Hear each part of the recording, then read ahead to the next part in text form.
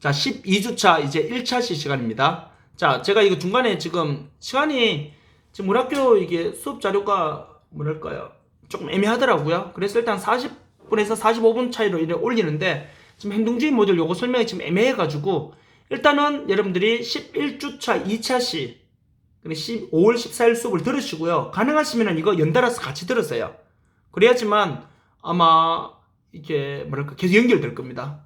물론 이제 뭐 굳이 그렇게 안 하셔도 상관없고요. 일단 자 그럼 계속 연이어서 같이 설명할게요. 아까 말씀드린 것처럼 이 지금 행동주의 모델의 가장 대표적인 이론적인 배경은요. 이 파블로프나 아니면 스키너나 아니면 반두라 이런 사람들의 뭐랄까요 이 행동을 초점을 두고 실험했는 내용들이거든요. 근데 반두라는 아까 말씀드렸듯이 자신이 직접 경험을 안 했는 건데 학습 그 행동이 자기한테 학습이 되어 있기 때문에 그렇게 나타나는 거잖아요. 그래서 알코올 중독에 있는 아버지를 많이 보고 자란 자녀하고 또는 아버지가 범죄 전과자 부모님이 그런 경우 같은 경우도 지금 김천교도소 우리가 청소년 교도소에 가보면은 부모님이 전과자 출신이 꽤 되더라고요. 그렇기 때문에 그런 경우도 있고 물론 아닌 경우도 많아요. 일단 그렇게 일단 이해하시면 되겠고 그래서 아까 요 부분 두 번째 요 부분 설명할 때는요. 아까 제가 계속 말씀드리는 게 이 파블로프의 학습된 이 반응적 행동 멍멍이 갖고 막 밥 주고 막 종치고 했는 거 있잖아요. 그런 이제 파블로프가 했던 그런 반응적 행동은요. 선행 자극에 대한 반응으로 나타난 거죠. 그렇죠? 종쳤고 밥 줬고 종치고 밥 주고 종치고 밥 안 주고 이런 거는 근데 침 흘리고 있잖아요. 이게 바로 뭐냐면은 선행 어찌 보면 학습된 반응적 행동은 선행 자극에 대한 반응으로 나타났기 때문에 결국 뭐냐면은 그러한 행동들은 반응적 조건 형성이다. 좀 어려운 말로 그렇게 우리가 표현을 많이 하거든요. 이게 이 파블로프가 말하는 이 행동주의 모델이고요. 스키너 같은 경우 이렇게 표현할 수 있겠죠. 스키너가 말하는 이 실험에서는 행동의 발생 가능성이라는 것은 결과에 의해서 영향을 받는다는 그런 조작적 조건 형성 이렇게도 표현을 하는데 뭐 어려운 말은 굳이 굳이 안 해오셔도 되고요. 일단 파블로프가 멍멍이를 가지고 실험을 했잖아요. 종치고 밥 주고 종치고 밥 주고 결국 뭐예요? 종치고 밥 주고 종치고 밥 주고 있는 그 학습된 이 선행 자극에 의해서 이 멍멍이가 다음에도 막 침을 미리 막 흘리잖아요. 그쵸? 뭐 그렇기 때문에 이 행동주의 모델은요. 정확한 행동, 문제에 대한 행동을 규정하는 겁니다. 그 문제가 정확하게 드러나면 이제 그에 대한 바꿔야 되겠잖아요. 바꾸기 위해서 그 변화에 대한 목표를 줘야 되겠고요. 변화에 대한 목표를 주어지게 되면요. 이제 개입을 해서 거기서 바꿔 나가겠죠. 그렇기 때문에 이해하시고요. 그리고요. 행동주의 모델은 관찰 가능한 행동과 환경에 초점을 둔다는 거. 뭐 이거 뻔하죠. 아까 우리 저 밑에 가면 또 다시 나오겠지만 이 행동에 초점을 두기 때문에 관찰 가능하지 않은 행동에 대해서는 어떻게 될까요? 그리고 관찰 가능하지 않은 그 환경에 대해서는 행동주의 모델이 접근이 안 돼요. 그래서 제가 말씀드렸듯이 정신분석 이론은요. 무의식 세계잖아요. 무의식 세계는 우리가 눈으로 행동이 보여지진 않는단 말이에요. 그렇기 때문에 같이 갈 수 없는 거예요. 그래서 관찰 가능한 행동 예를 들어서 술을 먹고 사람을 욕을 한다거나 사람에게 술을 먹고 노상방뇨를 한다거나 술을 먹고 물건을 부신다거나 이렇게 행동이 관찰이 가능하잖아요. 그리고 그 환경이 어떤 환경이 지금 이 사람이 노출되는지 그게 가능하잖아요. 행동을 해요. 결국 행동이 되느냐 안 되느냐 즉 모든 게 뭐냐면 행동주의 모델은요. 모든 게 행동에 포커스를 둔다 이렇게 보시면 돼요. 그래서 그 행동이 잘못되면 뭐 해준다? 이렇게 바꿔줘야 한단 말이 이 말입니다. 행동주의 모델은요. 그래서 이 관찰 가능한 행동과 초점에 환경에 초점을 두고요. 행동을 변화시키기 위해서 왜? 행동이 잘못되었기 때문에 그 잘못된 행동 때문에 이 사람은 클라이언트가 되었잖아요. 그래서 행동을 변화시키기 위해서 그 행동의 조건을 변화시키는 데 중점을 두는 게 바로 뭐다? 행동주의 모델이다. 이렇게 여러분들이 이해하시면 되겠죠. 그래서 밑에 보시면은 사회복지사는 클라이언트를 수용하고 지지하며 클라이언트가 가지고 있는 장점을 강조한다는 거. 이거는 가장 모든 모델의 가장 핵심이고요. 그리고 밑에 이제 보세요. 행동주의 이론은 클라이언트의 구체적인 행동을 수정하는 것을 목표로 하기 때문에 자 보세요. 제가 눈이 지금 요 챕터에 들어와서 계속 강조드리고 말씀드린 것처럼요. 행동주의 이론은 클라이언트의 구체적인 행동을 수정하는 것을 목표로 한다 그랬죠. 지금 제가 들어가 있는 이 부분. 왜냐하면은 클라이언트의 행동을 수정한다는 건 뭐냐면 이 사람 클라이언트가 지금 하는 행동 중에 뭔가 문제시되는 행동이 있다는 거잖아요. 문제시되는 행동 때문에 클라이언트가 되었다는 거죠. 역으로 말하면요. 그렇기 때문에 이 사람을 클라이언트에서 벗어나서 정상적인 사회 구성원으로서의 역할을 하면서 살아가게 하기 위해서는 왜 나와? 살아가게 하기 위해서는 뭐가 필요할까요? 그렇죠? 문제 행동을 바꿔줘야 한단 말이에요. 그렇기 때문에 행동주의 모델은 클라이언트의 구체적인 문제 행동을 뭐 해주는 거야? 바꿔주는 거, 수정하는 것이 목표라고 이렇게 이해하시면 되겠죠. 됐죠? 그렇기 때문에 치료의 대상이 되는 행동은 결국 어떻게 될까요? 앞에서 했잖아요.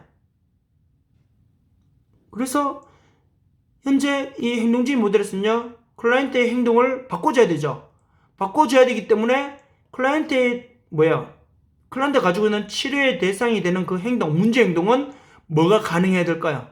여기서 했잖아요. 여기 있어요. 뭐가 가능해야 될까요? 그쵸? 여기서는 바로 관찰이 가능하고, 있잖아요. 관찰이 가능하고 또 어떻게 해야 될까요? 그것이 관찰이 가능해야 되고 무엇이 가능해야 될까요? 바로 측정이 가능해야 됩니다. 이 사람이 예를 들어서 술 먹고요, 뭐 이렇게 욕을 하거나 술 먹고 이렇게 비틀비틀거리다가 어디 부딪히면서 물구도 한번 부서뜨릴 수도 있잖아요. 근데 그게 예를 들어서 그렇게 하는 행동이 만약에 한 3년에 한 번씩 한다고 가정해볼게요. 어떤 사람은 A라는 사람은 3년에 한 번씩 하고 B라는 사람은 한 10년에 한 번씩 했어요. 그러면 그 사람을 클라이언트라 해가지고 우리가 뭐 치료해줘야 될까요? 그건 아니란 말이에요. 보통 보면은 예를 들어서 이 사람이 술을 먹고 부딪히고 술을 먹고 욕을 하고 술을 먹고 물건을 부시고 술을 먹고 노상방뇨를 하고 이런 것이 일주일에 3번씩 4번씩 이래 되면요, 이거는 3년에 한 번, 뭐 10년에 한 번씩 하는 사람이라면은 한 번씩 그냥 그러지 마라 주의만 해도 뭐 주의 줘도 될까요? 물론 뭐 주의는 줘야 되겠죠. 뭐 그렇지만요, 이 사람은 3년에 한 번, 근데 이 사람은 10년에 한 번, 근데 이 사람은 일주일에 3번, 어떨 때는 한 달에 뭐 10번 이렇게 돼버리면요, 이렇게 뭐예요? 그 문제 행동이 뭐가 돼야 된다? 관찰이 되어야 되고 문제 행동이 뭐가 돼야 된다? 측정이 가능해야 된다는 거. 그래야지만 뭐가 되는 거예요? 이 사람은 클라이언트인지 아닌지, 그게 진짜 문제 행동인지 아닌지. 그래서 변화를 시키기 위한 목표를 정해야 되고 개입을 어떻게 해야 될지가 여기 위에 두 번째 말했는 것처럼 정해지겠죠. 가장 대표적인 게, 그래서 여러분들이 행동주의라는 이 기본 개념은요, 우리가 인행사 시간이나 개론 시간에도 언급했기 때문에 여러분들이 한 번 더 보시면 되는데, 중요한 거는 여기에서 여러분들 저런 게 행동주의구나, 행동주의 모델에서 적용하는 프로그램이구나, 제일 피부로 빨리 알 수 있는 방법은 제가 말씀드릴게요. 뭐냐면요, 여러분들 잘 아는 내용이에요. 지금 현재 어린이집에서 굉장히 많이 하고 있습니다. 어린이집뿐만 아니라 뭐랄까요, 어린아이 대상으로 하는, 특히 교회 다녀 보신 분들 같은 경우는, 교회 다니신 분들 같은 경우는 애들한테 달란트 잔치라는 거 혹시 아시는 분 모르겠어요. 애들에게 예를 들어서 예배 시간에 안 빠지고 교회를 잘 오면은 1달란트를 주고, 예를 들어서요. 그리고 예배 시간에 모범적으로 예배를 잘 들으면 또 1달란트를 주고, 또는 친구를 전도하게 되면은 또 1달란트를 주고, 이런 식으로 그 행동에 대해서 어떻게 합니까? 그쵸? 바뀌어져가는 행동을 통해서 이 달란트가 다 모아지면 어떡합니까? 그걸 가지고 달란트 잔치를 해서 자기가 좋아하는 걸 사기도 하잖아요. 그런 것도 한 사례가 되겠고요. 더 대표적인 사례는 바로 뭐냐면요, 어린이집에서 뭘 하냐면, 우리가 보통 그런 거 보셨죠? 집에서도 그런 거 많이 하는데, 아이의 행동을 어떻게 하는 거야? 바꾸기 위해서. 아이들은요, 이성적인 판단이 아직 약하잖아요. 특히 어린아이들일수록 이성적인 판단은 매우 약하단 말이에요. 그 말은 바로 뭐냐면은, 자기가 했는 행동이 잘했는지 못했는지 구분할 수 있는 능력이 떨어진단 말이에요, 아직은요. 그래서 아이들은 어떻게 해야 됩니까? 자기가 했는 행동이 누군가가 칭찬을 하면 어떻게 합니까? 그 일을 더 잘 하려고 한단 말이에요. 더 많이 하려고. 이걸 우리가 정적 강화라 그러죠. 강화. 그런데 내가 했는 행동에 다른 사람에게 피해를 주거나, 내가 했는 행동 때문에 이것이 다른 사람에게 안 좋은 영향을 미친다거나 이래 되면 어떻게 됩니까? 부모님이든 선생님이든 그 행동을 못하게 하죠. 못하게 하는 방법은 따끔하게 혼을 낸다거나, 또는요, 예를 들어서 조금 심한 경우에는 사랑의 회초리라고 그러죠. 매를 든다거나 이래 되면요, 자기가 이 했는 행동 때문에 매를 맞거나 자기가 했는 행동 때문에 꾸지람을 듣게 되면요, 그 행동을 이제 더 안 하려고 그러죠. 그쵸? 그렇기 때문에 사람은요, 누구나 그런 이 정적 강화와 부적 강화가 항상 이루어지거든요. 그래서 뭐냐면은, 어린이집에서 어린이가 하는 행동을 좋은 행동을 계속 잘하게 하기 위해서 정적 강화를 하기 위해서 어떻게 합니까? 칭찬 스티커를 붙여주잖아요. 어린이가 어린이집에 와서 신발 정리를 잘하면은 칭찬 스티커 1개. 그리고 뭐 가방 정리를 잘하면 또 칭찬 스티커 1개. 친구에게 양보하면은 칭찬 스티커 1개. 인사를 잘하면 칭찬 스티커 1개. 이렇게 해서 칭찬 스티커 10개를 다 붙이면은 액체 괴물을 준다거나 아니면 뭐 마카롱 선물을 준다거나 이래 되면요, 아이는 자기가 하는 행동이 그게 맞다고 생각하면서 그 행동을 더 잘하려고 하잖아요. 왜? 스티커 붙이려고. 그리고 나중에 상 받으려고. 행동주의 모델은요, 이처럼요, 그 사람의 행동을 어떻게 합니까? 계속 바꿔가는 겁니다. 이해되시겠죠? 그래, 바꿔가게 하기 위해서는요, 그 행동이 문제인지 아닌지를 알아야 되잖아요. 그렇기 때문에 뭐다? 그 행동이 문제인지 알기 위해서 관찰이 가능해야 되고, 이것이 아까 말했던 것처럼 10년에 한 번, 20년에 한 번 하는 게 아니라 얼마만큼 이 행동을 자주 하는지, 안 좋은 행동이라면 그것이 측정이 가능해야 한다는 거. 그래서 우리가 이렇게 문제로 드러났다면 행동주의 모델 개입은요, 이 사람의 행동을 바꿔줘야 되잖아요. 어떻게? 어린아이를 예를 들면 칭찬 스티커를 붙여서 잘못된 행동이 안 나오고, 이제 어떻게 하면 맨날 신발 정리도 안 하고 친구에게 양보도 안 하고, 그리고 밥 먹을 때 다 계속 돌아다니면서 먹고, 이렇게 하면 어떻게 합니까? 이제 밥 먹을 때 안 돌아다니면서 먹으면 칭찬 스티커 하나를 주는 거예요. 신발 정리를 하고 오면은 칭찬 스티커 하나 주는 거예요. 친구에게 양보하면은 칭찬 스티커 하나 주는 거예요. 이렇게 하면은, 그러고 나서 칭찬 스티커를 5개를 딱 모으니까 선생님이 선물을 주는 거예요. 이러면 이 아이는 어떻게 할까요? 아, 내가 이런 행동을 안 하고 저런 행동을 하니까 나에게 상이 주어지는구나. 그러면 어떻게 합니까? 상이 주어지는 그 행동을 계속 하려고 노력한단 말이에요. 이 정적 강화가 되겠죠? 그렇기 때문에 이 행동주의 모델, 이런 식으로 만들어가는 게 행동주의 모델이에요. 그런데 앞서 제가 말씀드렸듯이 정신분석에는 이게 안 된단 말이에요. 왜요? 심리적이고 내면적이고 내 속에 있는 무의식 세계를 강조하기 때문에 내 속에 내재되어 있는 거는 관찰이 안 되잖아요. 측정도 안 되잖아요. 그렇기 때문에 행동주의 모델과 정신분석 이론은 서로 반대되는 다른 노선을 가는 거예요. 그렇게 일단 여러분들 이해하시면은 행동주의 모델, 아마 굉장히 우리 주위에서 제일 많이 쓴다고 말하기 좀 뭐하지만 많이 활용되고 있죠. 그렇게 일단 여러분들이 이런 개념으로 이해하시면은 크게 어렵지 않게 보실 수 있을 것 같습니다. 자, 그렇게 봐주시고요. 자, 다음요. 다음은 역량 강화 모델입니다. 자, 이거 역량 강화 모델은 여러분들이 뭐 강점 인파운먼트 모델이에요. 뭐 그걸 다른 말로 하면 저렇게 되겠죠? 자, 일단 이걸 여러분들 보시면서요, 이 뭐랄까요, 너무 잘 하시는 내용이고 또 우리가 일반적으로 너무 잘 활용도 했고요. 그리고 뭐 모든 과목에서 제일 많이 등장도 했고요. 그렇기 때문에 어찌 보면은 역량 강화 모델은 넘어갈까 했는데 어찌 보면 제일 중요하니까요. 제일 많이도 나오니까요. 제일 중요하다 하면 안 되겠다. 이걸 바라보는 시각에 따라서 또 조금 사람마다 뭐 개입하는 방법이 또 다를 수도 있기 때문에 제일 중요하다 아니다 이걸 떠나가지고 일단 제일 많이 인용되고 있고 제일 많이 적용되고 있어요. 그렇기 때문에 제일 많이 적용되고 있는 모델이라면 내가 잘 한번은 꼼꼼히 알고 가실 필요는 있겠죠. 그렇게 일단 이해하시면서요. 자, 강점, 단점, 뭐 고난 부여, 역량 강화, 뭐 세력화, 뭐 이런 등으로 여러 가지 표현되는데 사회복지 실천령에서 매우 의미 있게 적용된다 이렇게 보시면 되겠죠. 아, 이 말이 참 좋네요. 제일 중요하다는 게 아니고 매우 의미 있게 적용되고 있다는 거. 그 말은 뭘까요? 정말 그렇죠. 우리 사회복지 실천에서 임상에서 빠질 수 없는 그런 하나의 모델이다 이렇게 여러분들이 보시면 되겠죠. 왜냐하면 마찬가지잖아요. 이 뭐랄까요, 사회복지사나 또는 상담가가 클라이언트를 만났는데 제일 대표적인 게 뭐냐면, 아, 당신은 이것을 비록 이 문제가 지금 당신에게 굉장히 크게 느껴지고 현실적으로 큰 문제가 될 수는 있지만 당신의 능력이라면 충분히 이 문제를 빨리 해결하고 당신은 사회 구성원으로서 역할을 잘 감당하면서 행복한 삶을 다시 회복할 수 있다. 이게 뭐예요? 역량 강화 모델이잖아요. 강점 관점이잖아요. 그리고 누구나 어떤 상황에서든 이렇게 다 지지해주고 다 이렇게 한단 말이에요. 그렇기 때문에 그 자체가 매우 중요하기 때문에 여러분들이 이런 맥락에서 보시면 크게 어려움 없이 보실 수가 있겠죠. 그렇게 일단은 봐주시면 될 것 같고요. 그래서 이 셀리비라는 이 학자는요, 내려갔구나. 셀리비는요, 그래서 역량 강화 모델이 사회복지의 전문적 가치를 실현하는데 필수적이다. 이렇게 여러분들이 뭐 셀리비라는 사람은 뭐라 했냐면은 이 사람의 뭐 여러 가지 그게 사례가 많은데 셀리비는요, 그것도 있어요. 자기 자녀가 3명이거든요. 이게 뭐, 후일담으로 한번 말씀드리면은, 자기 자녀가 3명인데, 이 사람은 자기 자녀가 자기가 하기를, 한 자녀는, 그거 뭐랄까요, 이 지적 능력이 떨어진다고 봤고요. 뭐, 자기가 그렇게 표현을 했어요. 그리고 한 자녀는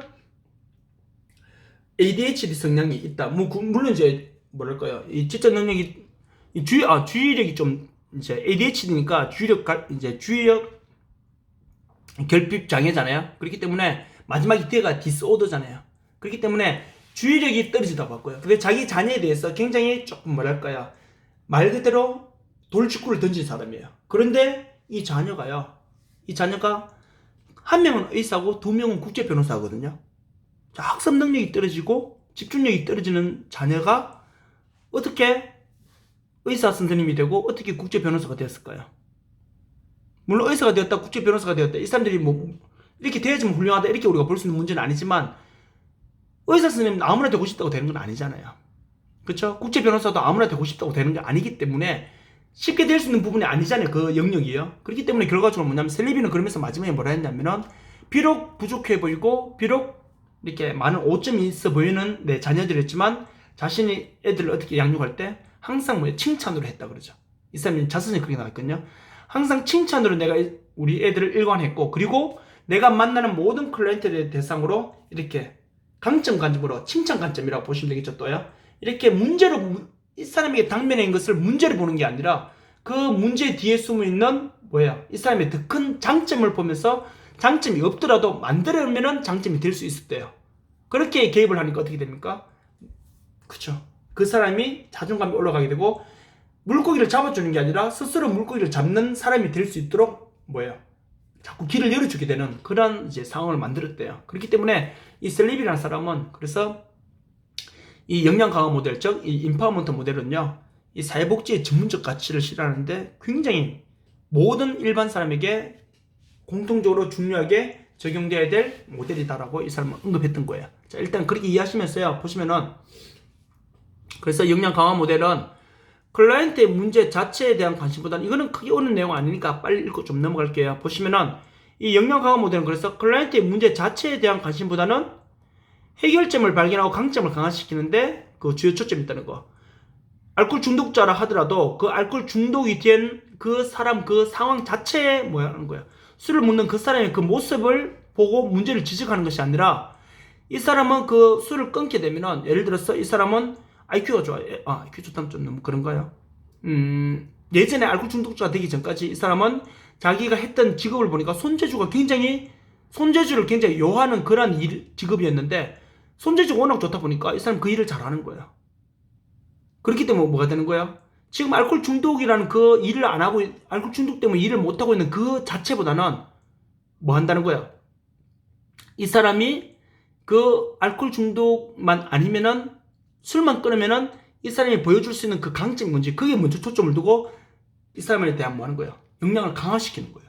그래서 강점을 찾기 위해서는요, 사회복지사는 진정으로 클라이언트 삶에 관심을 가지고 존중할 때 가능하다는 거.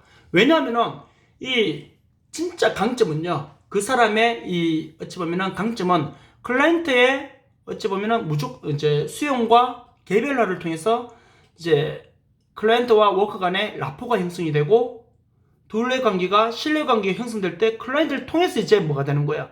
입에서 나오겠죠. 결국 뭐냐면 어세스먼트 단계잖아요. 클라이언트와 워커 간의, 즉 그래서 우리가 왜 초기 면접 단계에서 우리가 예전에 수업 시간에 했었죠. 초기 단계에 보면은 접수를 한다면 뭡니까? 바로 어세스먼트 단계를 들어가잖아요.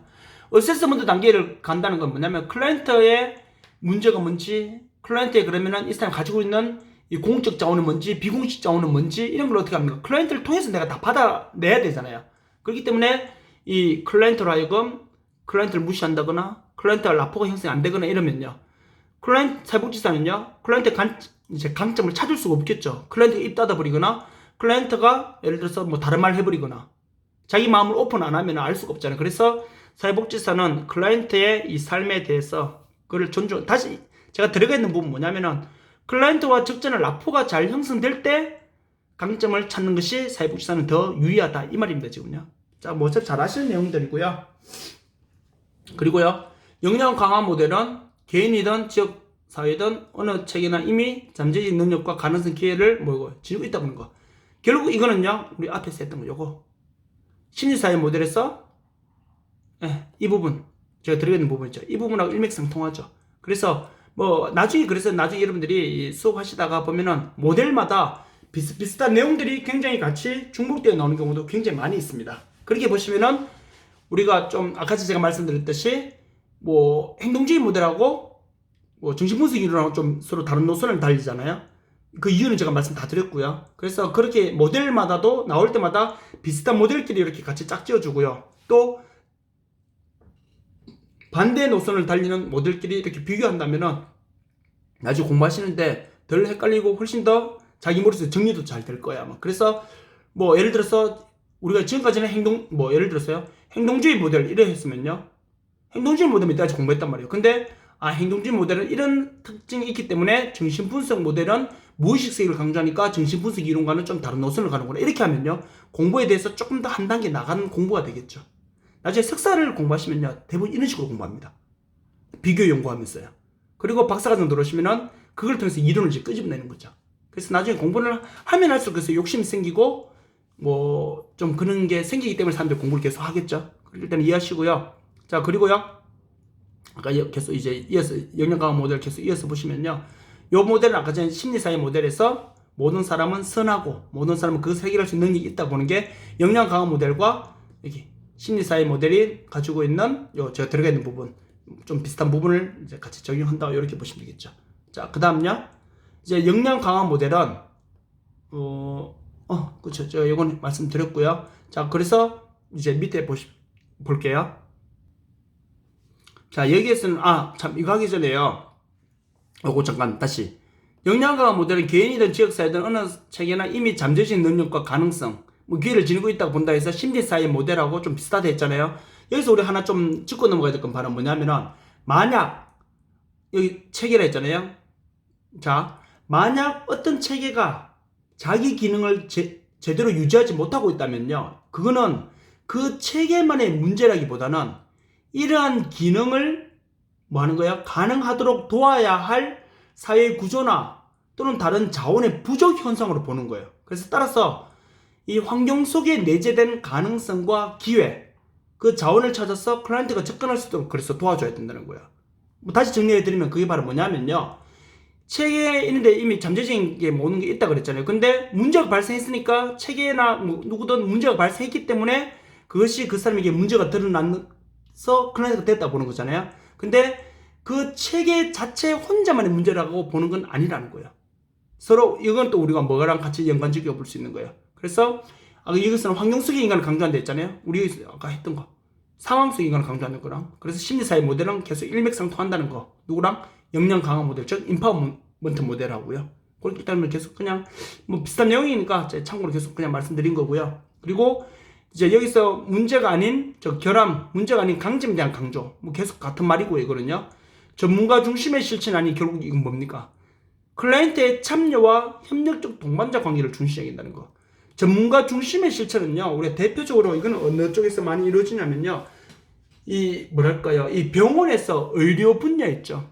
의료 부분에서는요, 환자가 의술을 할 수는 없잖아요. 그는 의료 분야는 의료인들의 어쩌면 전유물이잖아요. 그렇죠? 그래서 이 병원 치료는 전문가 중심에서의 모든 실천이 이루어진다는 거예요. 병원 의료 행위는요.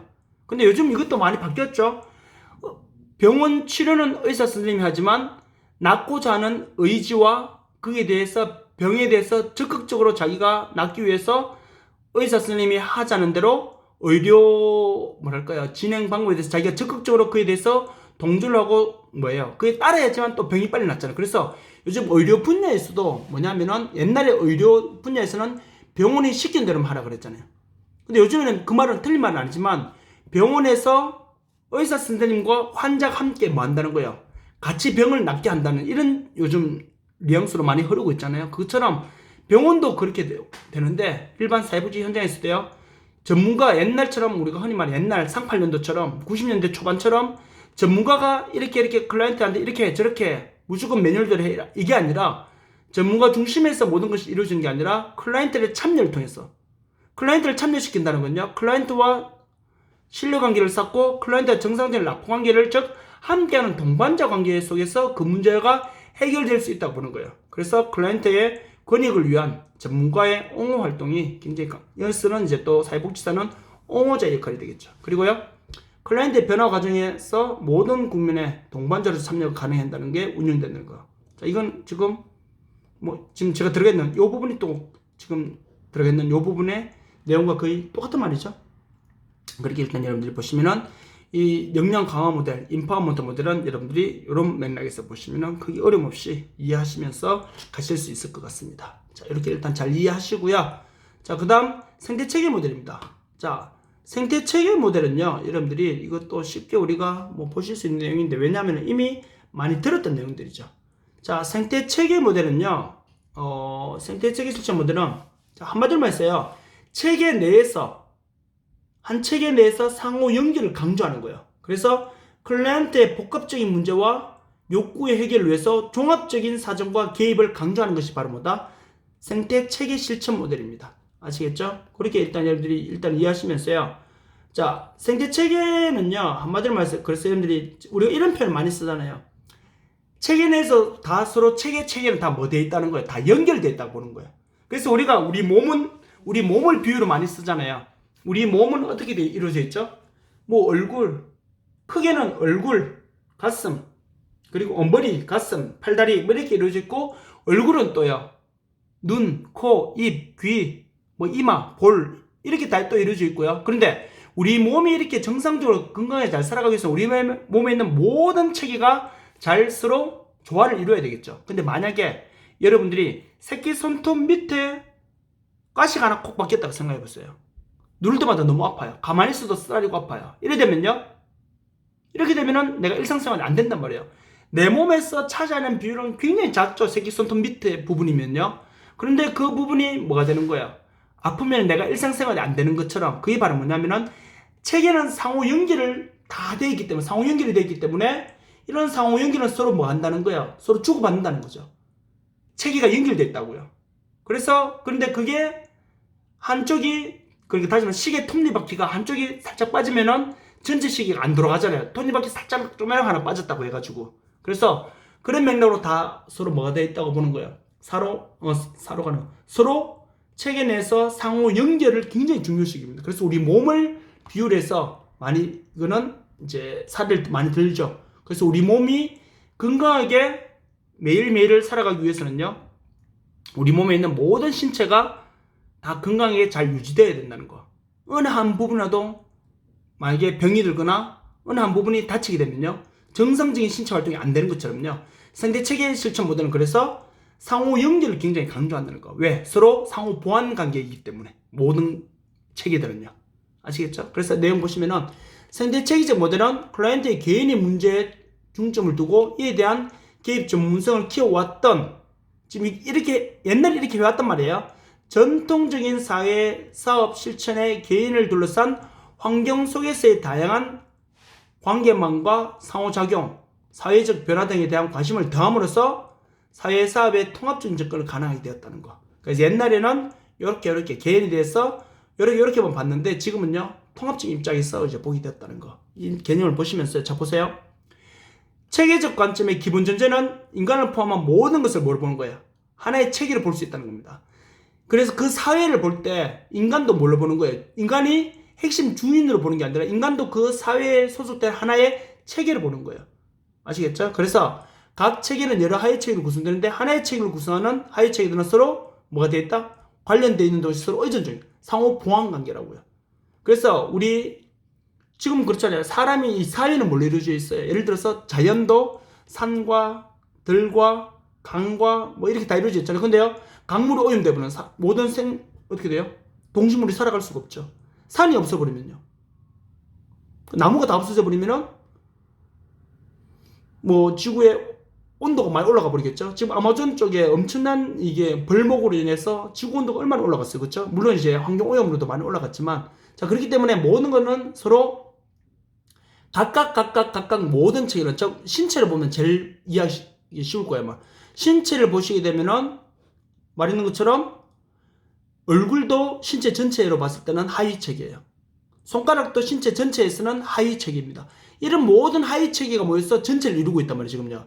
그래서 그 하나의 작은 하위체계들은요, 서로 다 연결되어 있는데, 이 연결되어 있는 하위체계들은 서로 상호 보완적인 관계라는 거.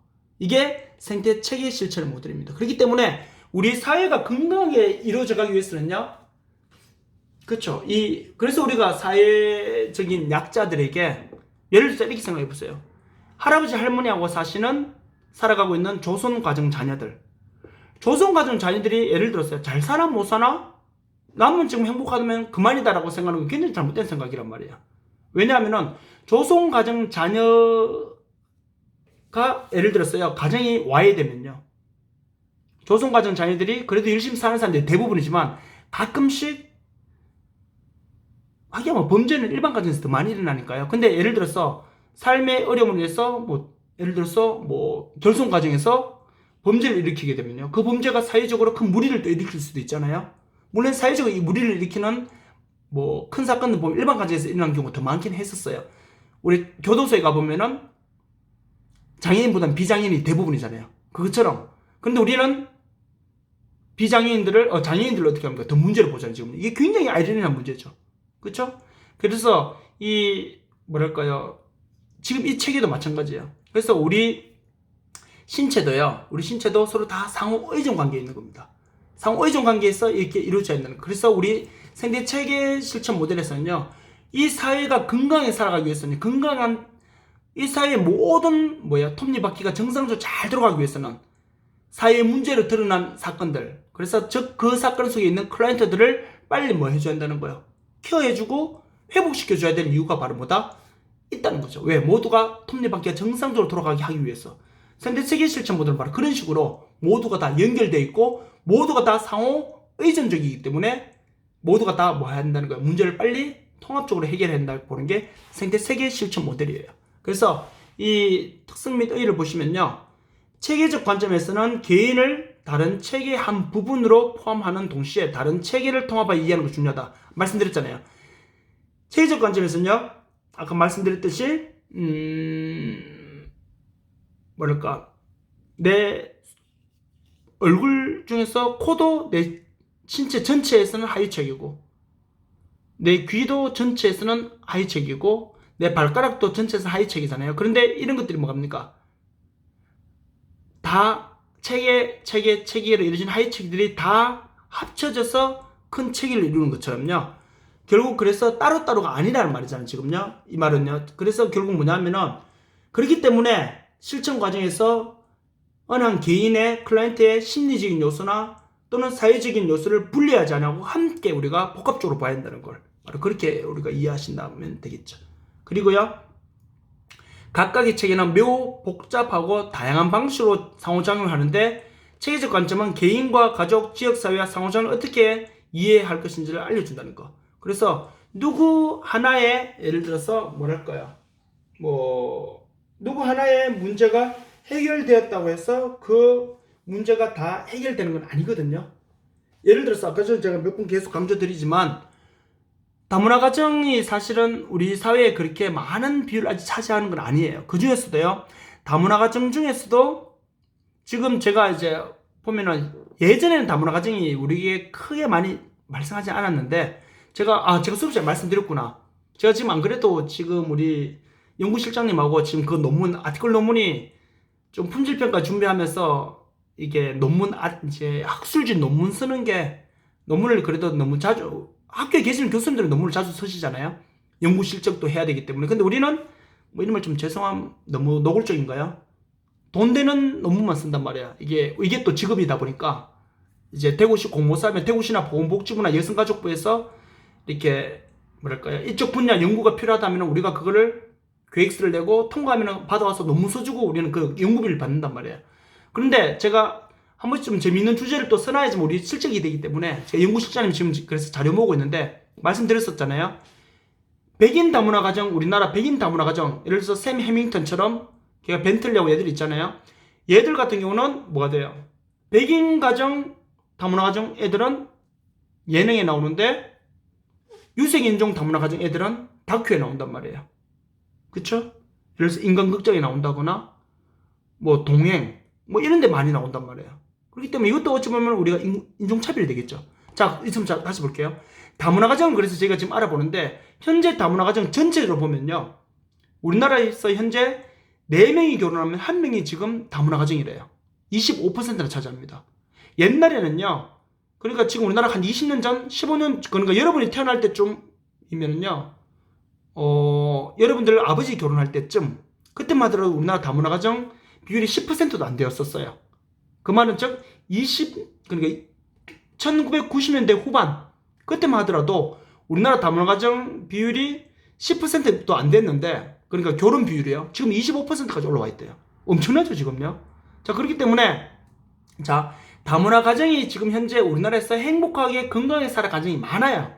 그리고 다문화 가정이 사회에 문제를 일으킨 경우는 거의 잘 없어요. 근데요, 비율로 따지니까 자꾸 말하는데, 이거는 비율로 따지면 안 되죠. 우리가 이제 아티클 논문 쓰면서 그걸 우리가 문제로 지적할 건데, 우리나라의 일반 가정, 즉, 한국 사람끼리 결혼해서 만든 한국 가정, 이 가정이 뭐가 돼요? 엄청나게 대부분을 다 차지하고 있잖아요. 근데 다문화 가정은요? 다문화 가정은 뭘로 지금 이제 보면은 가정이 나와 있잖아요. 근데요, 다문화 가정에서 문제를 일으킨 경우도 있겠죠. 근데 잠깐만. 비율로 따지면 안 된다는 게 비율로 따져야 돼요. 그게 바로 뭐냐면, 근데 지금 우리나라는 건수로 따진단 말이에요, 지금요. 다문화 가정, 예를 들어서 사회 범죄율이 몇 건 이렇게 나와버린단 말이에요. 그리고 일반 가정 몇 건 이렇게 하니까, 우리가 대충 보면요, 다문화 가정에서는요, 굉장히 다문화 가정에서 일으키는 범죄나 이런 거는 적은 뭐가 돼요? 건수는 굉장히 적단 말이에요. 근데 지금 현재 우리 굉장히 크게 지금 막 보여주고 있거든요. 왜? 그걸 이슈화시키기 때문에 지금요. 장애인에 대한 범죄도 마찬가지고, 그리고 뭐 결손가정 자녀에 대한 그런 것도 마찬가지고요. 그렇기 때문에 그런 걸 우리가 보면서요. 자, 근데 우리 사회에서 보면 크게 큰 비중을 차지하지는 않는데, 결국 근데 그게 뭐라는 거예요? 문제가 된다는 거예요. 왜? 이 생태 세계 실천 모델에서는요, 그런 작은 요소 하나, 지금 예를 들어서 우리나라에서 뭐 다문화 가정이라는 작은 요소지만은 결국 그 다문화 가정의 작은 요소라는 그것도 또 하나의 하위 체계거든요. 이 하위 체계가 또 다른 뭐예요? 일반 가정 하위 체계와 또 장애인 가정 자녀 하위 체계와 소년 소녀 가정 하위 체계와 한부모 가정 하위 체계가 결국 뭐였다는 거예요? 얘들이 다 모여가지고 전체 하나의 체계를 만들기 때문에 서로 뭐가 되는 거? 상호 의존적인데, 근데 뭐가 되는 거예요? 생태 체계 실천 모델에서 그런 하위 체계를 우리가 뭐 한다는 거예요? 도와주고 문제를 해결하려 하고, 이렇게 하지 않으면 어떻게 된다? 문제가 발생할 수 있다고 보는 게 생태계 실천 모델이에요. 그래서 생태체계 실천 모델에서는요, 또 하나 중요시한 게 바로 이거잖아요. 각 체계들은 뭐를 이행한다는 거예요? 각 체계들은 바로 여기서 투입, 인푼, 그쵸? 투입, 전환, 전환, 산출, 그리고 뭡니까? 환류. 자, 이 과정을 이제 보내는 거예요. 들어갔죠? 투입되었죠? 그러면요, 그에 대해서 처리가 되겠죠.